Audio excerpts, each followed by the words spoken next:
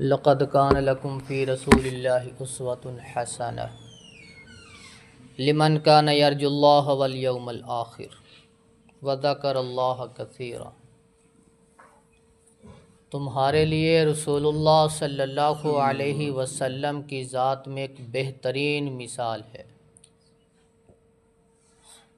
اس شخص کے لیے جو اللہ سے ملاقات کی امید رکھتا ہے، آخرت کے دن کا یقین رکھتا ہے اور کثرت کے ساتھ اللہ کا ذکر کرتا ہے۔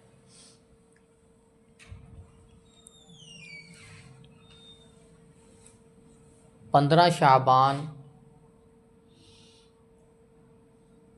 نصف شعبان، جس کو ہم اپنی زبان میں شب برات کا نام دیتے ہیں،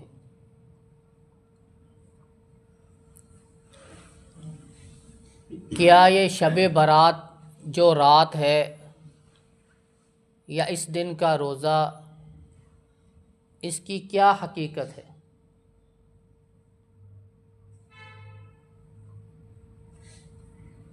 اس رات کی فضیلت میں جو آیت بیان کی جاتی ہے، انا انزلناہ فی لیلۃ مبارکۃ انا کنا منذرین، کہ بے شک ہم نے اس قرآن کو اس بابرکت رات میں نازل کیا۔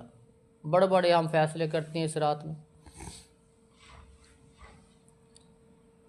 یہ رات کی فضیلت میں اس آیت کو بیان کیا جاتا ہے، حالانکہ یہ آیت واضح کرتی ہے کہ انا انزلناہ فی لیلۃ مبارکہ، ہم نے اس قرآن کو مبارک رات میں نازل کیا۔ وہ مبارک رات کون سی ہے؟ انا انزلناہ فی لیلۃ القدر وما ادراک ما لیلۃ القدر، کہ ہم نے اس قرآن کو لیلۃ القدر میں نازل کیا، نہ کہ یہ نصف شعبان میں، شب برات میں نازل نہیں کیا۔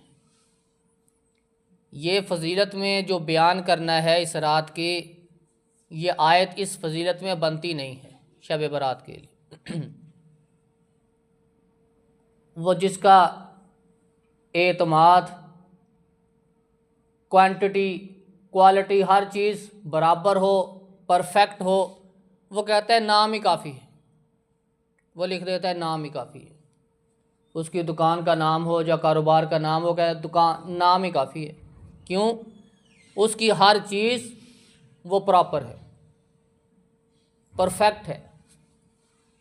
شب برات اب دیکھنا ہے، اگر نام ہی کافی ہے تو اس کے کام کس طرح کے ہوں گے؟ برات کا مطلب ہے لا تعلقی کا اظہار کرنا، بیزار ہونا۔ شب رات، اس رات کے نام سے محسوس ہوتا ہے کہ اس رات میں کوئی ایسا کام نہیں ہے، لا تعلقی اس رات سے۔ لفظی فارسی ہے، شب یہ فارسی کا لفظ ہے، برات عربی کا لفظ ہے، تو یہ کسی حدیث میں یہ لفظ استعمال نہیں ہوئے۔ نصف شعبان ہے، نام سے ہی اس کے کام کا پتہ چل جاتا ہے۔ تو جو روایت بیان کی جاتی ہے کہ اس رات اللہ رب العزت یہ فلاں قبیلے کے بکریوں کے بالوں کے برابر بھی گناہ ہوں تو وہ اللہ معاف کر دیتا ہے، سب کو معاف کر دیتا ہے سوائے مشرک کے اور بدبخت کے، باقی سب کو معاف کر دیتا ہے۔ یہ روایت جو نصف شعبان یا شب برات کے بارے میں آتی ہیں، تمام محدثین اس بات پہ متفق ہیں کہ یہ ساری کی ساری روایت ضعیف ہیں۔ ایسے ہی ہے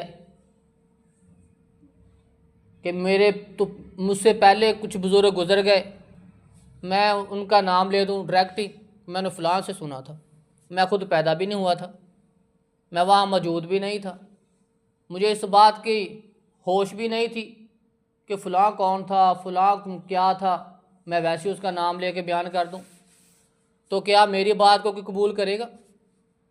یہ جو روایات ہیں وہ بھی اسی انداز کی ہیں۔ تو محدثین نے جب ان روایات کو، کیونکہ جو بھی بات مشہور ہوتی تھی محدثین لکھ دیتے تھے، لکھنے کے بعد ان کا حکم لگاتے تھے کہ اس بنا پہ یہ قابل عمل نہیں ہے۔ تو یہ بھی روایات ایسی ہی ہے، تو محدثین سب نے جس نے بھی روایت کو نقل کیا اس نے آگے اس کا ضعف ہونے کا فتویٰ بھی لگا دیا کہ یہ قابل عمل روایت نہیں ہے۔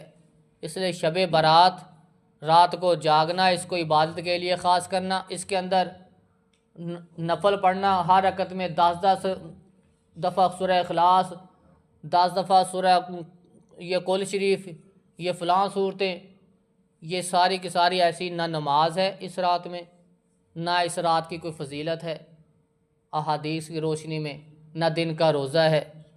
تو اس کو خاص کرنا یہ شریعت میں صحیح حدیث سے ثابت نہیں ہے۔ اللہ رب العزت سے دعا ہے کہ اللہ رب العزت ہمیں خود تحقیق کر کے، غور و فکر کر کے، قرآن و سنت کے مطابق ہی عمل کرنے کی توفیق عطا فرمائے۔ سبحان ربک رب العزت عما یصفون۔